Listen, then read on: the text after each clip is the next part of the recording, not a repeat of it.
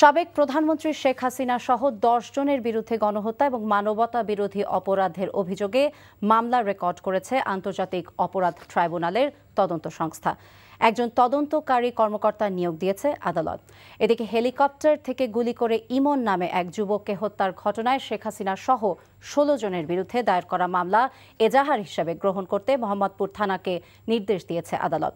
আর শেরেবাংলা নগর এলাকায় মোহাম্মদ শাহাবুদ্দিন নামের আরেকজনকে হত্যার ঘটনায় শেখ হাসিনা সহ ১১ জনের বিরুদ্ধে দায়ের করা মামলাকে এজাহার হিসেবে গ্রহণ করতেও আদালতকে নির্দেশ দেওয়া হয়েছে। তামজিদ সুমনের রিপোর্ট।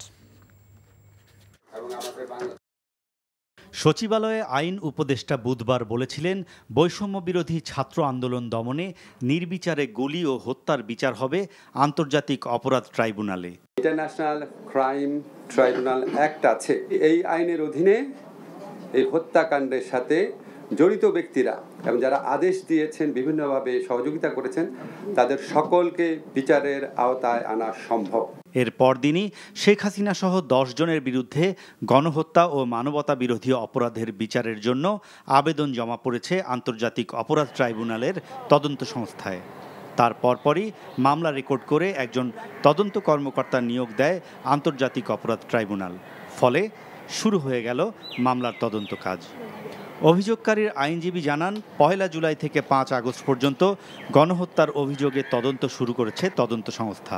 শেখ হাসিনা ছাড়াও এই মামলায় নাম রয়েছে আওয়ামী লীগ সাধারণ সম্পাদক ওবায়দুল কাদের, সাবেক স্বরাষ্ট্রমন্ত্রী আসাদুজ্জামান খান কামাল, সাবেক তথ্য প্রযুক্তি প্রতিমন্ত্রী জুনায়েদ আহমেদ পলক, সাবেক তথ্য প্রতিমন্ত্রী মোহাম্মদ আলী আরাফাত সহ একাধিক পুলিশের সাবেক কর্মকর্তা।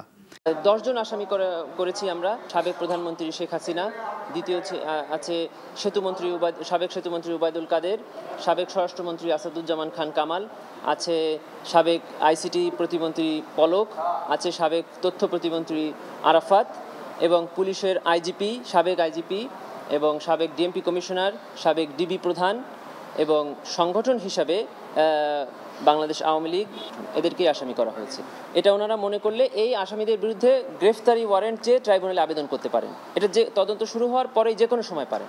ট্রাইব্যুনালের আইনজীবী জানান, বিদ্যমান আইনেই ট্রাইব্যুনালে মানবতা বিরোধী অপরাধের অভিযোগে শেখ হাসিনা ও তার মন্ত্রিপরিষদের সিনিয়র সদস্যদের বিচার সম্ভব।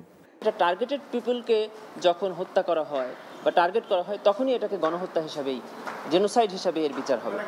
এই বিচার, এই তদন্ত যেন অ্যাবসলিউটলি বিয়ন্ড কোশ্চেন হয়, যেন আন্তর্জাতিক বা জাতিসংঘের কোনো সংস্থা দ্বারা নিয়ন্ত্রিত হয়, ইভেন ট্রাইব্যুনালেও আন্তর্জাতিক সংস্থা দ্বারা এটাকে গাইড করা হয়, যেন সকল প্রশ্নের ঊর্ধ্বে গিয়ে একটা ন্যায় বিচার হয়। ইতিমধ্যে ট্রাইব্যুনালে যে ৫৬টি রায় হয়েছে, তার বেশিরভাগই মৃত্যুদণ্ড হয়েছে।